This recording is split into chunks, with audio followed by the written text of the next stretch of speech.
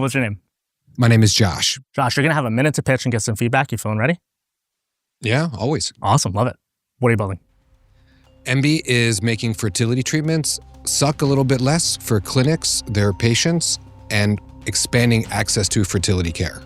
In the best of cases, fertility treatments are very difficult, and they are made significantly worse by the just overwhelming information that gets thrown at the patients and creates a tremendous barrier and burden on the clinics in terms of their capacity to treat more patients. So MB is designed to make treatments better for the patients by giving clinics the tools that they need to give the patients the experience they deserve, to enable the clinics to treat more patients with their existing resources. But the real game changer is enabling remote fertility care that can turn any OB-GYN office or primary care center into a satellite fertility provider. This is the key to addressing the fact that around 10% of the people who need fertility care in the United States actually get it. Just under a minute. Good job. Big question, is it cheap? Compared, because from what I heard, the reason people don't get fertility treatment because it's expensive, it's tens of thousands of dollars, right? So it's expensive because of supply and demand. In the United States, they're only doing about 330,000 treatments a year, though all of the top doctors recognize that there need to be over 2 million treatments just to meet the existing demand. Today, it's 1 in 6 couples are struggling with infertility. 10 years ago, it was 1 in 8. So you think by basically significantly expanding supply, it could also reduce the price, right? That is the hope. I helped create this after my own 6-year journey to become a parent and come with a very deep desire to help other patients become parents and realize that I'm one of the lucky few that was actually able to gain access. The vast majority of people, 90% of people who need care in the States, don't get it. And so that's not only a travesty, it's also a missed financial opportunity. So here's the thing, I got the world building here, but I didn't get what your product is. Yeah, it was 60 seconds goes fast. So we are a clinic operating system, which is both the clinic facing all of the data, all of the patient's medical records, all of the practice management, all of the billing, all of the calendar. On the patient side, it is an app which gives them a single front door for their entire patient journey. And it's all built to integrate with existing records, electronic records in the OB-GYN office, the obstetrician gynecologist, or the primary care, so that data can just flow in. We actually have our first paying customers and are looking at 100,000 ARR in 2025. What kind of customers? So we sell directly to the fertility clinics, who is really our beachhead. So the American medical system is broken, right? And so you have to have multiple revenue streams to be a proper medical company. So our beachhead is being the center of operations for the clinic, all of that data, all of that patient management. We also are able to take from that a percentage of the revenue cycle management of the funds that come in from the insurance. In time, we also will be taking funds from the remote care, but things are really going to change when at-home ultrasound and blood tests come onto the market within the next 18 to 24 months.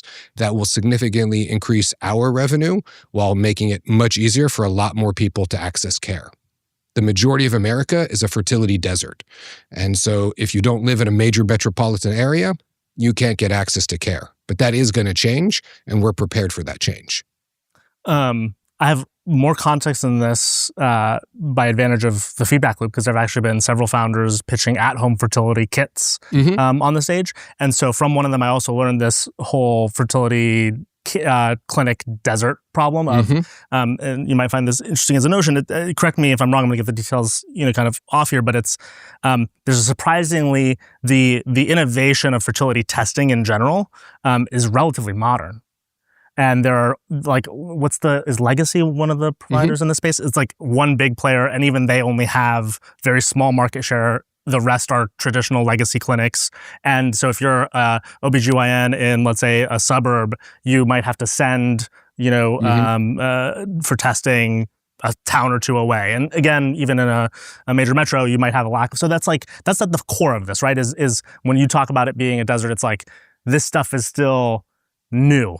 or slash underfunded or whatever else, right? There are only 1,250 fertility experts in the entire United States. Question, by the way, what prevents supplies? Like, is like what I'm trying to understand, if fertility clinic is fertility itself is very expensive procedure, fertility clinic may be a very profitable endeavor, why there are not more fertility clinics? Fertility clinics are unbelievably profitable. So why they're not building more of them? Because there is a shortage of doctors. There's only 1,250 fertility experts called REIs.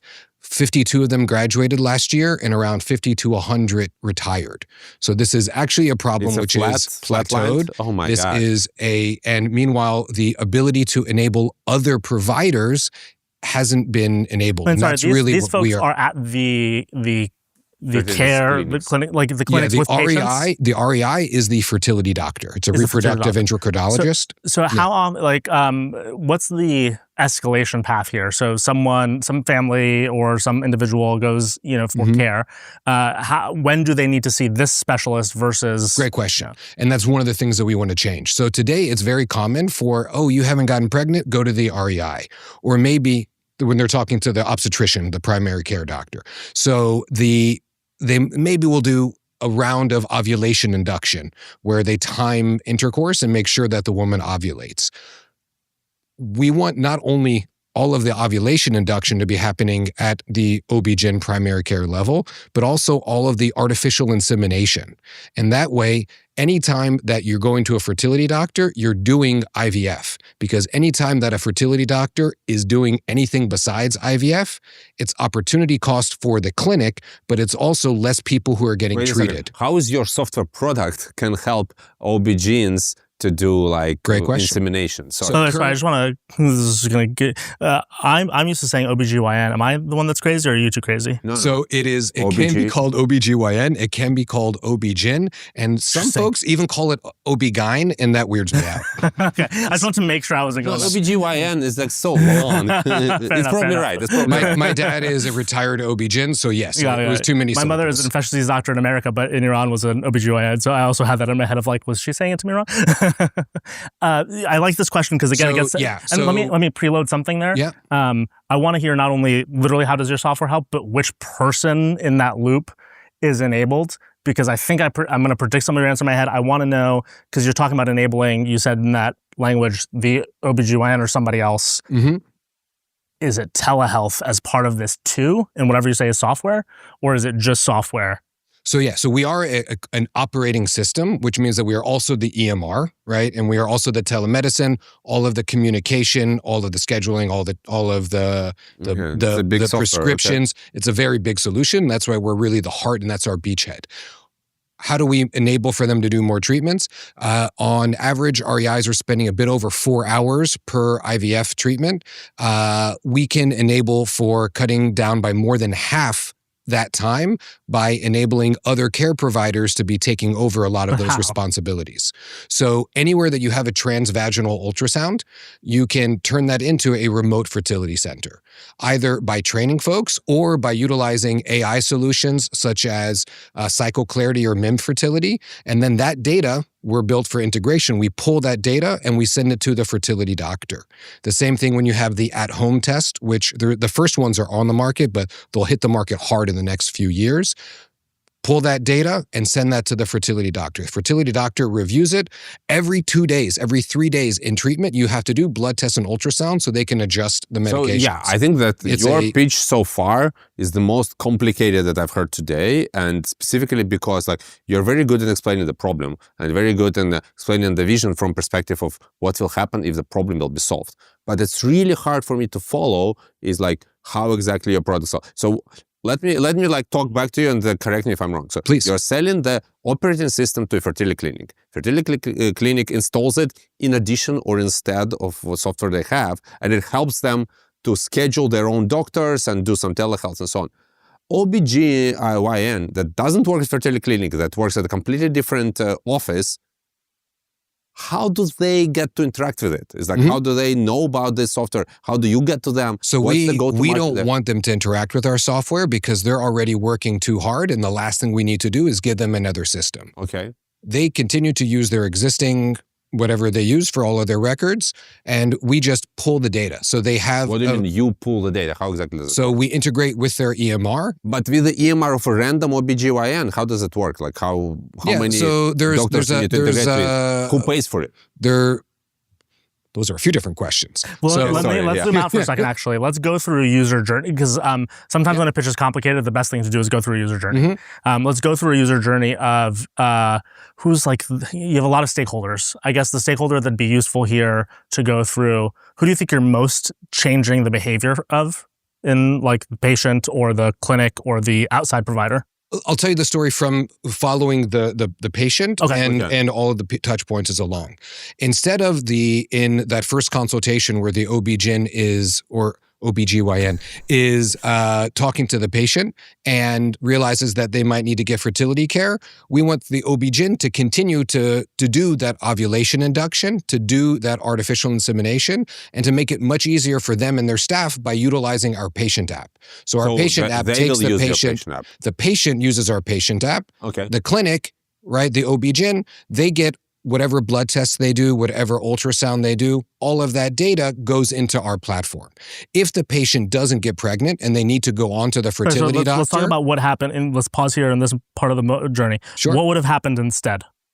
Today, oh, you're not getting pregnant? Go to the fertility doctor. We go to the fertility doctor. But now your patient, where did your patient got the app? So they got to OB-GYN, they didn't go to the clinic yet. They only got to OB-GYN. Well, he's saying what's happening now. Yeah, so but today, let's say in the future. They've used our app and they've gone through to do ovulation induction. So wait a second. So you are saying that the patient comes to OB-GYN already with an app. Where did they got the app? No, the OB-GYN tells them, oh, we're going to do ovulation induction, download this app. OB-GYN tells them the app. OB-GYN does. How the OB-GYN knows about the app? Because we've already integrated with them. So you go and integrate. Who pays for this integration? So the integration, the clinics have largely been consolidated now. And so we're really doing that from the top down. So we need to just integrate with the large EMRs, so the Epics, the Cerners of the world, to be able to do broad integration with a lot of different data sources. Is the innovation that the practice that otherwise needs to like be vocalized from the fertility doc is being put into an app? Is that like the point here, really? I guess that's like, because that's what I'm looking for, right? Because when you talk about this patient, you and I go in, we want to get pregnant. And instead of going, we don't now get a thing, go to the fertility doctor and set up an appointment 3 months later, 2 towns away. Instead, we get told, here's the app. Is it because almost everything that we would have heard from the fertility doctor is self-directive and can be guided through an app instead, or an app that also might get us to go do blood tests? So yeah, the whole process of doing ovulation induction and timed intercourse. Yeah, but are those the only 2 things that you might hear from that fertility? I guess that's the thing that I'm looking for. So those are the things that you're going to start with the OB-GYN. If you don't get pregnant, then you would go to the fertility doctor. I guess this feels important to me. So yeah, so to me it seems that there are like several disjoint things that like don't really mesh together, right? Yeah. So you're saying that your main thing you were said before is operating system for fertility clinic. So fertility clinic hopefully pays for it on a SaaS basis. But now you need to change the behavior of all OB-GYNs in the country, of whom I don't know how many, but a lot. So they tell all patients, go download an app, but you are not yet have a contract with the OB-GYN. They probably never heard of your app. So that feels like very disconnected. Your your change in behavior of OB-GYN feels very disconnected from you installing an app in fertility clinic where it's completely different doctors, right? Sure. RAIs. So let me try to connect those threads. And I appreciate the questions and the digging in.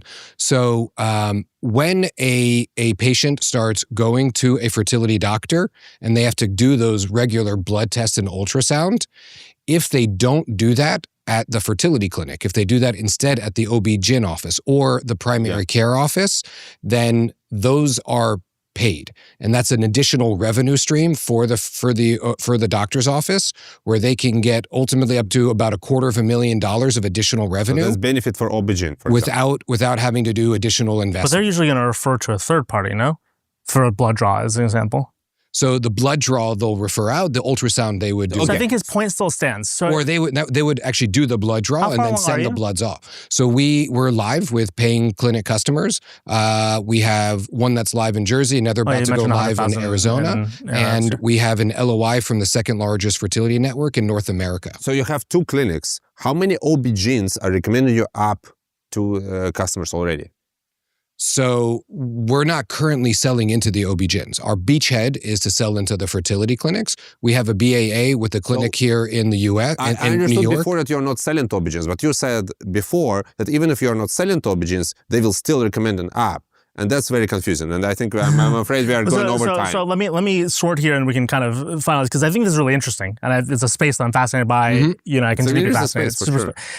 Why are you SaaS for a fertility clinic as well as this very interesting patient innovation? Let me say what's going on in both of our heads as people who aren't as invested as you is like we're going, oh, the fertility clinic operating system, that's a startup. The thing that sells into OBGYNs to get them, that's a channel partnership for a consumer app and maybe is also the monetization on a consumer app about fertility.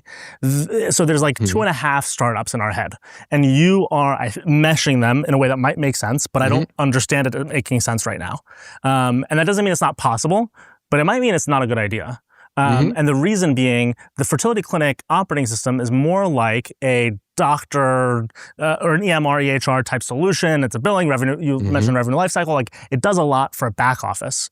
Then there's this part that's patient and provider facing in the experience of fertility care, which is the patient having the front door to all that information, changing, you know, there's this interesting interaction change that you're enabling. There is conflict of interest potentially, right? So yeah, and you know, and maybe you can solve that, right? But the point being, why not just be one of those things? And to me, the most interesting being the patient-facing fertility care portion, that then also you'd have to have a channel to get the OBGYN to be interested, and then you'd have to have integrations with fertility care. I mean, look, this is not easy. If it was easy, somebody else would have done it. The problem, the fundamental problem in this country is that there are only 500 fertility clinics for a population of 350 million people. So basically, that's another reason why selling operating system to only the fertility clinics sounds like a very small startup, right? So it's and you said, by the way, we need probably to wrap up, but you said in the beginning that selling the fertility clinic is your beachhead, but you never said who you will be selling after you finished fertility. So we also are able to license our solution to OB GYNs to support them in doing those additional treatments. Great. And we I wish you said it like 15 minutes ago. I'll wrap with this. You know, it's again a super interesting space, and I'm fascinated and hope it goes well, because what it sounds like is the end result is really the most compelling of it all, right? To your point, there's a desert, there's this lack of connection, there's this lack of nodes, and the numbers are not going to be solved, especially with the way that the current administration is ruining medicine and science in a fundamental way. There'll be less people seeking any sort of scientifically oriented degree. We will have less doctors as a result of what's going on with our admin. That's just reality. And so I love this because it goes to a lot of themes over the next decade. And so you're saying we need to solve those themes. And one of the ways is by basically interconnecting all of these pieces that currently require a lot of physicality or closeness together or distance to be remediated or arbitraged. That's bad. So I love that. I guess maybe where the pitch is like, you know, not there, but this might be because it's just a hard concept. And maybe other people are gonna have the same reaction we do, which is maybe it's easier to get to that outcome by being simpler towards one of these audiences. That's, I think, the thing going on for me. Even as I go, I get what you're saying. I still in my head, I'm going, oh man, that sounds impossible. Even though you have these LOIs and this other stuff, it's probably because you're compelling, right? Like as you're talking, you know, I like the idea that you seem expert on it. And so my worry, if like I'm a third party worrying about you, is like, oh, I wonder if you're still going to get stuck somewhere after the first $500K of dollars and some amount of patients. Will this scale? And is a more, you know, kind of chiseled solution optimized? But for the sake of time, we still need to hear one more pitch. Yeah, so really appreciate sharing. Good luck with it. It's awesome. Thank you very much. Good mission. Appreciate the feedback. Just want to wrap up with one thought. It was I keep talking in the previous pitches is like how I like to see a vision, and a lot of the previous pitches were, oh, here's the clear description of a tool we are building, and here we saw, in my opinion, a big like mix-up of where's the initial solution, where's the vision. The best founders that I really like have a very clear way to delineate, here's what we're building in the first 6 to 12 months, and here's what we are selling, or we are already selling, we already sold, and here's why it's very, very useful, and here's how we're making our first couple million. And that's our 10-year vision, right? And when you have a couple minutes, you only focus on the very near future and very far future, and you skip the middle. But you delineate them very separately, right? So like Google is like, now it will help you to search for where is the nearest bar, and in 10 years it's like, organizing the world information, right? But you skip over the middle. And then, of course, when you have 20 minutes, you like explain the path. Here, what I saw is like, oh, is it a clinic or software, or is it OB GYN software? Is it app? And it wasn't clear what of this was short-term, what was mid-term, what was long-term. I actually had to do all the work to figure out that actually short-term is just clinics, and OB GYN thing is like in the future, but it wasn't obvious at all. Whereas separation, you need to clearly separate them. I agree a lot with your feedback, and I think a lot of founders need to hear it. I actually think, though, what's happening here is he is doing all of them in a way that, but over time in a way that actually most venture investors will disagree with. Okay. So I think a lot of us, from a venture and product perspective, will not like, and this is a credit to him if he figures it out, it's just hard to be that interconnected, where you need a fertility care and an OBGYN and a provider to be doing these things. Like, again, in my head, I go, any of those is compelling on its own. And so I think a lot of investors, but I agree with you generally speaking. I have a thought here. Yeah. It's like, I think it's difficult because it's too detailed. You cannot have a 10-year vision so detailed. So the way I would say it is like, today it's a software for 500 fertility clinic. In 7-10 years, it will be software that is installed at every OB GYN, and every person that goes to OB GYN will have our software.